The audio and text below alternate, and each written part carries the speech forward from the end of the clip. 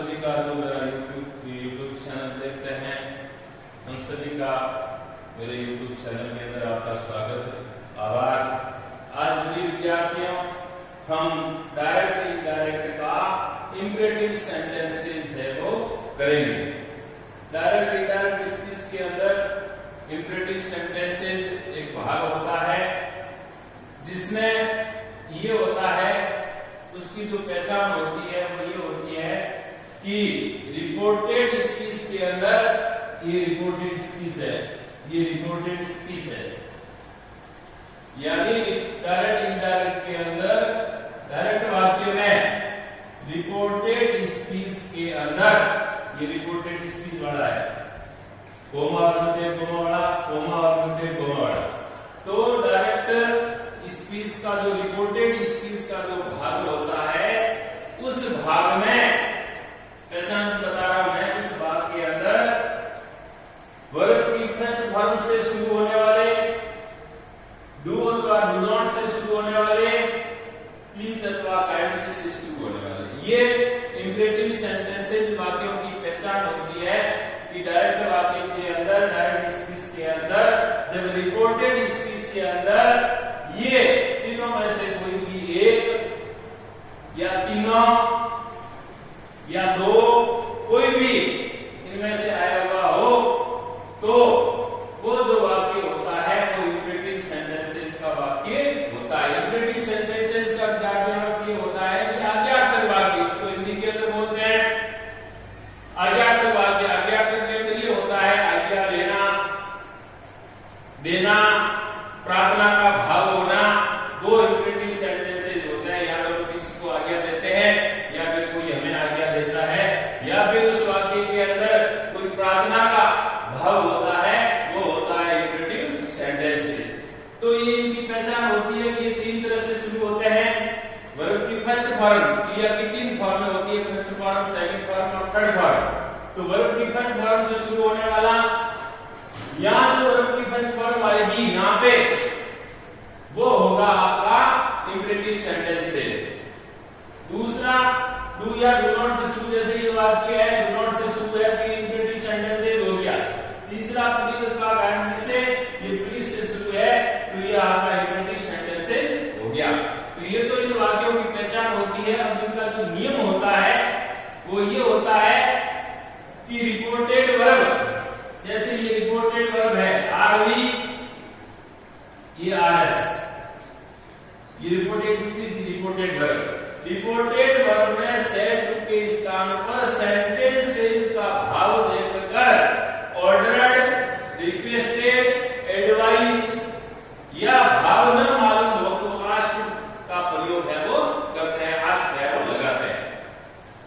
और दूसरा नियम है कि जब हम कोमा और कोमा हटाएंगे तो कनेक्टिव टू का प्रयोग करेंगे। हमने पूर्व के जो वीडियो के अंदर हमने किए, जैसे इंट्रोगेटिव सेंटेंसेस की, उसमें हमने कोमा और कोमा हटाते थे तो हम का प्रयोग करते थे, डब्ल्यूएस वर्ड का प्रयोग करते थे, जो डब्ल्यूएस वर्ड आया हुआ होता था उसी का प्रयोग करते थे। उससे पहले हमने ऐसे वाक्यों का प्रयोग हमने सीखा, हमने बताया आपको, तो उसमें हम कोमा और कोमा हटाते समय दैट कनेक्टिव का प्रयोग करते थे। तो यहाँ पर इस वाक्य में जब हम कोमा और कोमा हटाएंगे तो टू कनेक्टिव का प्रयोग है करेंगे, यानी इसके स्थान पर टू का प्रयोग होगा। इनके स्थान पर, कोमा और कोमा के स्थान पर टू का प्रयोग है वो करेंगे। यदि वाक्य में डू नॉट है तो सेड टू के स्थान पर फॉरवर्ड का प्रयोग करेंगे और डू नॉट को वाक्य से हटा देंगे। सेड टू के स्थान पर फॉरवर्ड, क्योंकि फॉरवर्ड वर्ड का होता है मना, फॉरवर्ड जो वर्ड होता है ये नेगेटिव वर्ड है, ये जो वर्ड है ये नेगेटिव, इसका अर्थ होता है मना, नहीं। तो यहाँ पर जो डू नॉट है तो यहाँ पर सेड टू के स्थान पर फॉरवर्ड आ जाएगा और डू नॉट है वो पूरा हट जाएगा। और यदि वाक्य में, वाक्य हमारा रिपोर्टेड स्पीच प्लीज या काइंडली से शुरू है तो प्लीज और काइंडली को वाक्य से हटा देंगे और कोमा और कोमा हटाने समय डू का प्रयोग है वो करेंगे। तो ये था विद्यार्थियों इंपरेटिव सेंटेंसेस की रिकॉग्नाइज एंड उसका रूल्स। तो नियम, अब इसमें भाग ये है, जैसे यहाँ पर मैंने लिखा कि रिपोर्टेड वर्ब में सेड के स्थान पर सेंटेंसेस का भाव सेंटेंसेस का भाव का अर्थ होता है कि यदि वाक्य में मान लो रिपोर्टेड वर्ब के अंदर ऑफिसर हो, कैप्टन हो, जज हो, तो ये सब है वो क्या करते हैं, ऑर्डर का भाव देते हैं। ये सब ऑर्डर देते हैं। ऑफिसर ऑर्डर देता है, जज ऑर्डर देता है, कैप्टन ऑर्डर देता है। तो इनके जब हम ऐसे वाक्यों के अंदर ये होंगे तो हम शैड टू के स्थान पर ऑर्डर का प्रयोग करेंगे।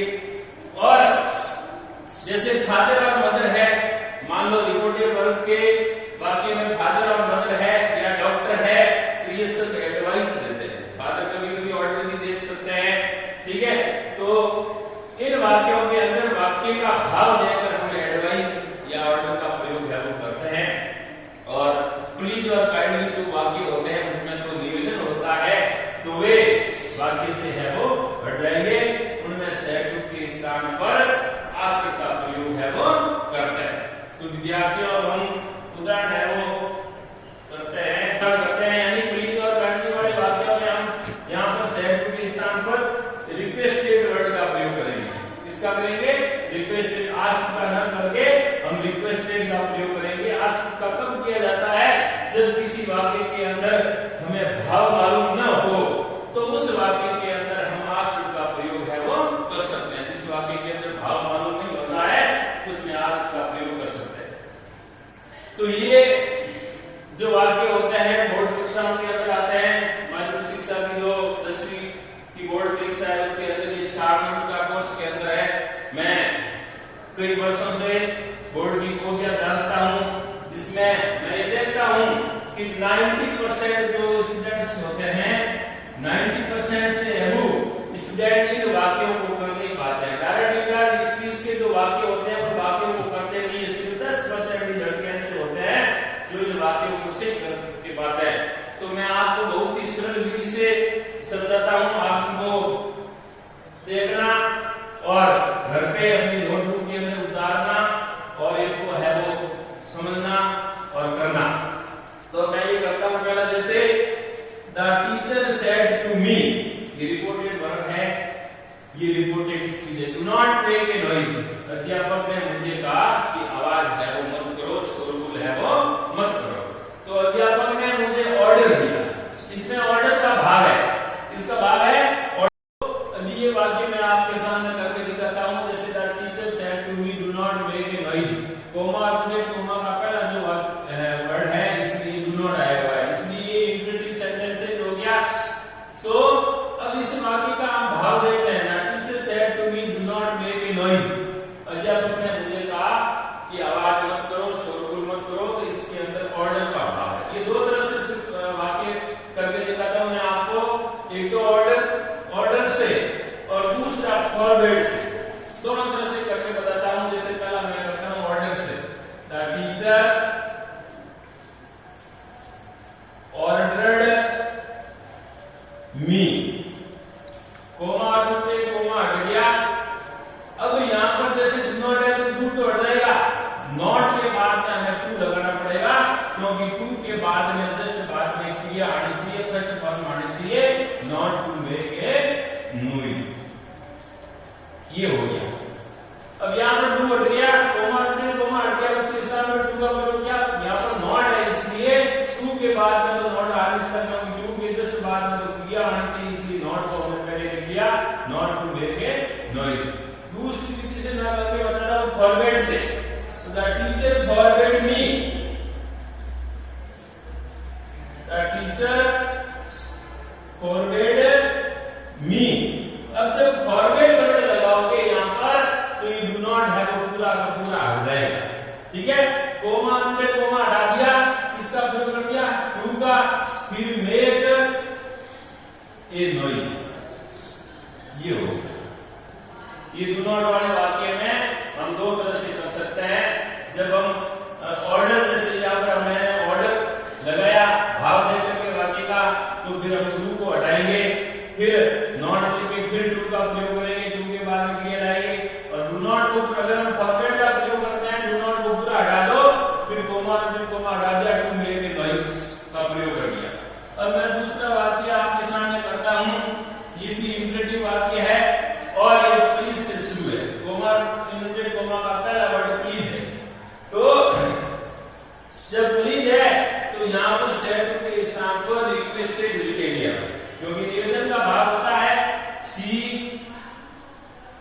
रिक्वेस्टेड हरी, सेड टू के स्थान पर रिक्वेस्टेड का प्रयोग करना है जब वाक्य में यहाँ पर कोमा और कोमा का पहला वर्ड अगर प्लीज या काइंडली हो तो यहाँ पर सेड टू के स्थान पर रिक्वेस्टेड का प्रयोग करते हैं। तो शी रिक्वेस्टेड हरी, कोमा और कोमा हट गया, प्लीज हट गया, फिर बाद में प्रयोग हो गया टू, टू के बाद में किया फर्स्ट फॉर्म में हेल्प। अब यहाँ पर ये प्रोनाउन है, ये प्रोनाउन है, दो प्रोनाउन है, तो मी का संबंध है वो सी से हो गया और माई का संबंध भी सी से हो गया, क्योंकि रिपोर्टेड स्पीच का फर्स्ट पर्सन, ये फर्स्ट पर्सन के प्रोनाउन है। रिपोर्टेड स्पीच का फर्स्ट पर्सन हमेशा रिपोर्टेड वर्ब के सब्जेक्ट से संबंधित होता है। तो she requested to Hari to help. अब मी और माई, जैसे आई, माई, मी, अब इनका जैसे मैंने करता आई है, इनका संबंध सी से है, तो जैसे आई का संबंध सी से हुआ, माई का हर से हुआ और मी का भी हर से हुआ। सी हर हर, आई माई मी। तो टू हेल्प, मी का संबंध भी किससे हुआ? हर से, हेल्प हर, इन माई का संबंध भी किससे हुआ? हर से, इन हर वर्क। तो विद्यार्थियों ये थे इंपेरेटिव सेंटेंसेस। अब मैं आपके सामने बोर्ड के अंदर इस वर्ष इंपेरेटिव सेंटेंसेस के दो वाक्य आए थे, मैं आपके सामने उनको ब्लैक बोर्ड पे लिखता हूं, फिर उनको सॉल्व करता हूं। विद्यार्थियों ये 10th बोर्ड 2020 का पेपर है, इसके अंदर दो क्वेश्चन, 4 क्वेश्चन आए थे, 4 में से 2 क्वेश्चन इंपेरेटिव सेंटेंसेस के थे जो मैं आपके सामने लिखता हूं, जैसे shoot the prisoner said the officer.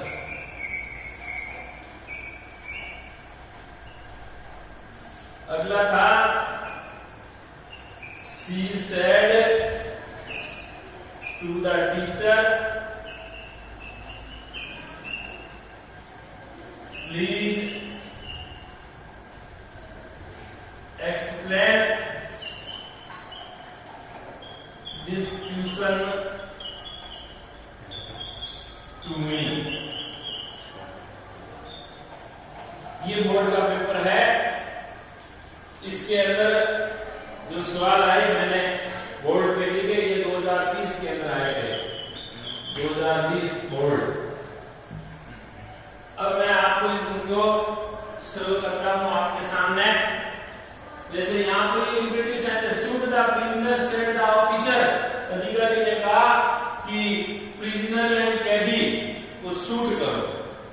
तो मैं इसको करता हूं, जैसे ऑफिसर ने ऑर्डर दिया या फिर कमांड दिया, ऑर्डर भी हो सकता है, कमांडेड भी हो सकता है, तो आप ऑर्डर भी लिख सकते हो, द ऑफिसर ऑर्डर्ड या कमांडेड, दोनों में से कोई भी एक, द ऑफिसर ऑर्डर्ड। अब ये फर्स्ट फॉर्म है, वर्ब की फर्स्ट फॉर्म से शुरू है, इंपेरेटिव सेंटेंस है। क्यों है ये इंपेरेटिव? क्योंकि ये वर्ब की फर्स्ट फॉर्म से शुरू है। ये इंपेरेटिव क्यों है? क्योंकि ये प्लीज और काइंडली, प्लीज या काइंडली दोनों में से किसी एक से शुरू है। तो कोमा और कोमा का पहला वर्ड अगर प्लीज और काइंडली आ जाता है तो इंपेरेटिव होता है। कोमा और कोमा का पहला वर्ड अगर वर्ब की फर्स्ट फॉर्म है, ये फर्स्ट फॉर्म है तो इंपेरेटिव है। कोमा और कोमा का पहला वर्ड कोई डू और डू नॉट होता है तो भी इंपेरेटिव है। तो क्या कोमा और कोमा हटाने से भी यहाँ पर किसका प्रयोग करना है? सिर्फ टू। इस वाक्य में सिर्फ कोमा और कोमा के स्थान पर टू का ही प्रयोग करना था और बोर्ड के अंदर इसका 1 नंबर था। द ऑफिसर ऑर्डर्ड या commanded to shoot the prisoner, ये हो गया। सिर्फ टू का प्रयोग करना था, कोमा और कोमा को हटाना था और टू का प्रयोग है वो करना था, क्योंकि टू के बाद में जस्ट लिख दिया। दूसरा है she said to the teacher, ये प्लीज का है। जब प्लीज से वाक्य या काइंडली से शुरू हो तो शहर के स्थान पर रिक्वेस्टेड का प्रयोग करते हैं। सी रिक्वेस्टेड द टीचर, कोमा पे कोमा हटा दिया, टू का प्रयोग कर दिया, ये प्लीज है वो हट गया, टू के बाद लिख दिया ओनली फर्स्ट फॉर्म में एक्सप्लेन दिस, ये टाइम और डिस्टेंस से संबंधित है, दिस का हो जाएगा दैट क्वेश्चन टू। अब मी का संबंध है वो, तो ये फर्स्ट पर्सन है, इसका संबंध है वो रिपोर्टेड वर्ब के सब्जेक्ट से है। किससे है? सब्जेक्ट से। सी से है तो मी का जो मैन करता है वो आई है और सी, आई का संबंध सी से, माई का आर से और मी का आर से, तो क्वेश्चन टू ये होगा। तो विद्यार्थियों ये थे इंपेरेटिव सेंटेंसेस जो मैंने आपको सरल विधि से समझाए, निश्चित रूप से आपको ये समझ में आए होंगे। अगर नहीं आते हैं तो इसमें से आती है तो मुझे कमेंट बॉक्स में कमेंट करके बताइए। लॉकडाउन के अंदर लॉकडाउन के नियमों का पालन करते हुए आप अपनी ऑनलाइन पढ़ाई है वो निश्चित जारी रखें और घर में रहे, सुरक्षित रहे और मेरे इस YouTube चैनल को लाइक करें, ज्यादा से ज्यादा शेयर करें, सब्सक्राइब करें अपने यार दोस्तों के अंदर, अपने जितने भी ग्रुप बने हुए हैं सभी ग्रुपों के अंदर इसको लाइक करें, शेयर करें। आने वाले मेरा जो अगला जो वीडियो होगा वो इस डायरेक्ट इनडायरेक्ट का एक टॉपिक है एक्सक्लेमेटरी सेंटेंसेस, जिसको बोलते हैं विस्मयादिबोधक वाक्य, उस पर हम चर्चा करेंगे। उसके नियमों के बारे में मैं आपको उदाहरण सहित बताऊंगा। आप सभी को मेरा YouTube चैनल देखने पर धन्यवाद। दोस्तों, विद्यार्थियों, जितने भी YouTube चैनल देखने वाले हैं उन सभी से मेरा निवेदन है कि मेरे इस YouTube चैनल को ज्यादा से ज्यादा शेयर करें, विद्यार्थियों के अंदर लाइक करें, इसको सब्सक्राइब करें और धन्यवाद आप सभी का, आभार पुनः आपको बहुत बहुत धन्यवाद। जय हिंद, जय Bharat. It's hard to breathe, but that's alright.